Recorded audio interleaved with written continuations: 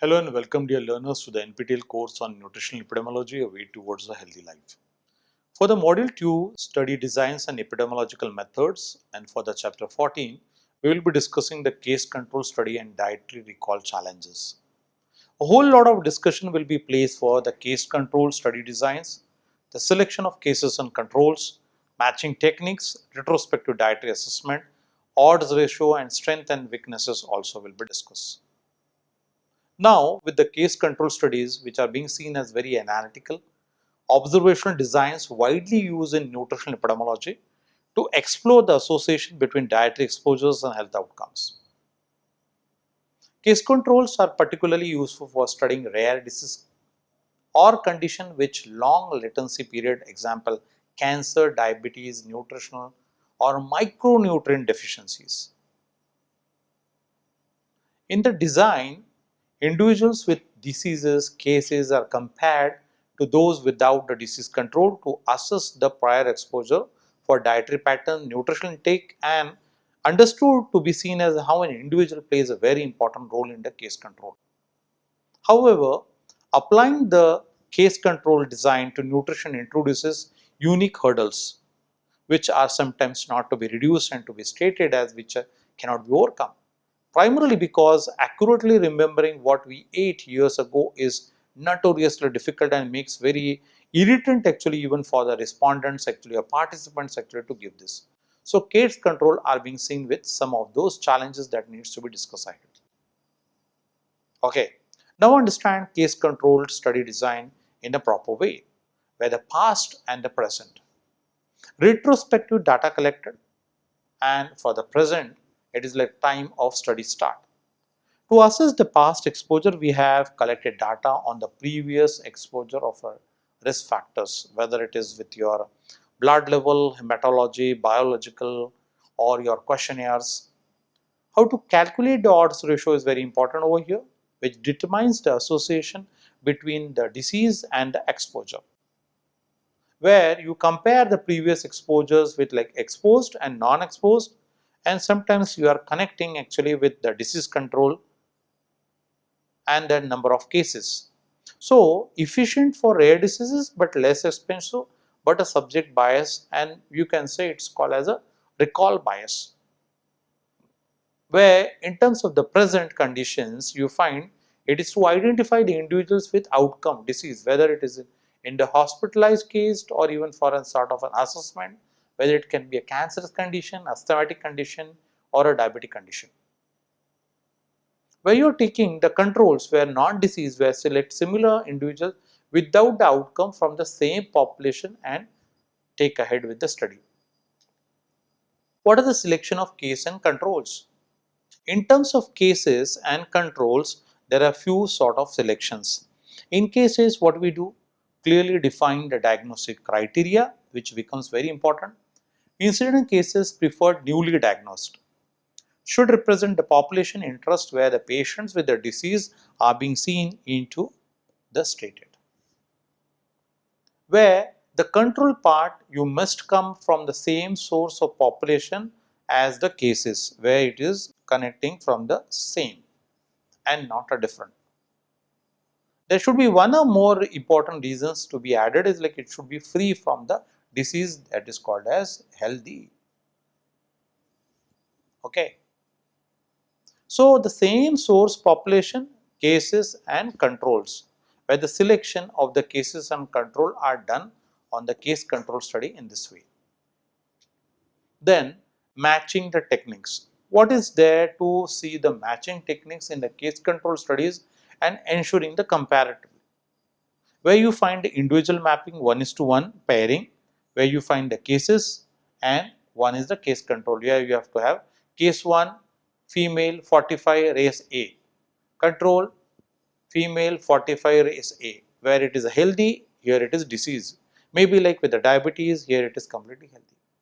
Case 2 male 30 race B, also case control control 2 male 30 race B.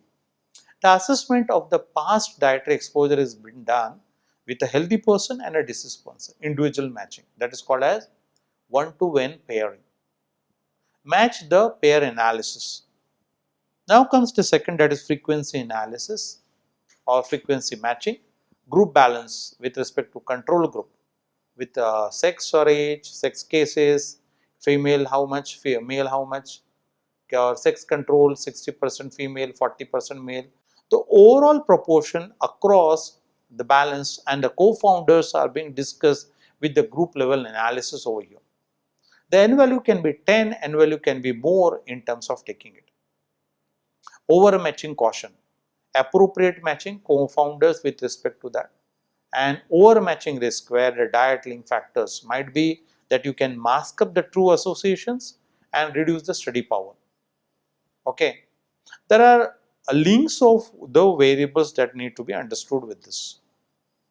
The retrospective dietary assessment.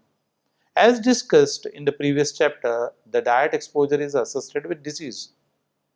Also, the occurrence of the disease while introducing the complexity. When you take the food frequency questionnaire, the FFQs, the most common tool in these studies where the participants reports how often they consume specific food over a past period. Example, in the year before your diagnosis, how often did you eat red meat? Or how often you have ate fish? Or a 24-hour dietary recall, that is retrospective, is being seen as very fine. Or a dietary history interviews, which are also being seen very important to be stated over here, like in-depth interview or qualitative interview, probing usually of meal patterns, recipes, seasonal variation, cultural practices and whole all that.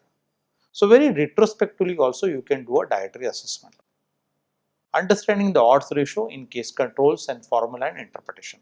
Very important to understand, where the odds ratio of exposure in cases and odds of exposure in controls, where the cases you may find with disease and the controls are with healthy. Odds ratio A by C, B by D is equal to A into D divided by B into C, or you can say 60 into 70 divided by 40 into 30 is equal to 4200 divided by 1200 is equal to 3.5. So, if A is 60, illustrative being given over here, and C is 30. So, this formula can give you more results like how your odds ratio from cases to control is being seen here with the disease status. How it is interpreted now, this odds ratio? Odds ratio above than 1, very protective effect. Odds ratio equal to no association. Odds ratio lesser, harmful risk. Where exposure is associated with the higher odds, as being seen over here, in this particular case it is 3.5, where the odds is lower actually of a disease of over 0.5 is like a very protective effect, and free and no association, as there is no exposure and the disease are likely not associated. What are the key points to be considered over here? Measure the strength of association, essential in case control when the risk can't be calculated directly. Now, dietary recall challenges. Recall biases, where unhealthy food where differential reporting, people really don't understand like or make over the reported suspected what is bad food or to explain the illnesses of that. Over reporting. Misclassification in terms of small, medium or large, they are not able to say that what is small, what is medium and what may be large. Or specific food items where they may not remember how much chili, how much spinach, how much fenugreek or even carrot or radish or tomatoes. Everyone struggles with the accurate measurement, and blurring the true exposure of the disease link is also very difficult for them. So these are some very important challenges. Social disability bias, reporting generic food good or bad. Sometimes you may say sesame is good, or even jowar is good versus to sugar bad, or sometimes you may say jaggery which is good and the other form of white sugar is bad. Good foods to be seen as green, fish, milk, bad foods as like burger, pizza, beverages. So over-reporting health food, under-reporting unhealthy foods, people often report what is generic acceptable and are. Memory decay. A year ago, definitely you can say that what is clear meal. 5 years ago, 10 years ago, you are not able to understand, very faddy memory. Memory of specific detailed mentionable detailed meals faded with the generical quickly. Reverse causality, disease develops what it is in the diet or disease change in the diet. Where your diet changes, especially for the healthy food, water, healthy and the healthy choices gives you the reasons like how your symptoms or diagnosis often lead to the change to your regular diet flow. And last comes in very important is the interviewer's bias. Where an interviewer is very strict, they try to take the responses, try to take the very specific responses, which gives us more influence actually where interviewer B is very encouraging. They try to give more probes, go into more details, and the details gives you more generic way of understanding the questions are asked can subtly influence the generic response where sometimes the interviewer's bias also can comes into the interview. What are the strengths and weaknesses, or I may say the limitations of case control study? The strengths are to be seen as more were efficient for studying rare disease condition, very cost effective and quick to conduct, where it gives a reason for us to accept it, can investigate multiple exposures, useful for hypothesis generation, that's how it can gain more important in research, and requires relatively very few subjects, which becomes very important for me as to state over here. Limitation, prone to recall bias sometimes for years and times and pattern, may vary. Selection bias potential where sometimes your designing itself is a problematic, cannot establish causality. Temporal ambiguity, exposure versus outcome. So limited for studying rare exposures becomes very important for the case control study not to be taken as. Now, there are few case studies that I want to just quickly recollect over here to you is for a diet and colorectal cancer, where the cases of cancer patients and the cases controls of healthy individual in timeline when you are trying to see that how a red meat or processed meat, it gives you a dynamic intake in increase in terms of the risk of a cancer. Higher intake of a red meat associated with increased risk in terms of the cancer of colorectal. Vitamin A deficiency. Cases where night blindness in children are being seen in the cases and the controls are healthy children from the same cohort. Exposure timeline. Exposure dietary vitamin A, carrots or even you may say sometimes even supplements. So low intake linked to higher risk of vitamin A deficiency of night blindnesses, where the odds ratio, here also in the first case the odds ratio is above 1. Cases of fast food and connect of obesity, obese individual versus controls non-obese individual. Exposure to fast food frequency for over a period of time will give you a positive association in developing obesity. Folic acid in neural tube defects, very protective effect. Cases where you find a neural tube defects versus the case controls of healthy infants actually which are healthy. 1980s and 90s studies which gives us reasons actually to understand like how maternal folic acid and diet is very much connected, that you have to eat leafy supplements taking for folic, and it has been found that it has a critical role in the discovery that how fortification become very important, and that's the reason you find that after 90s a lot of fortified food have come up with folic supplements.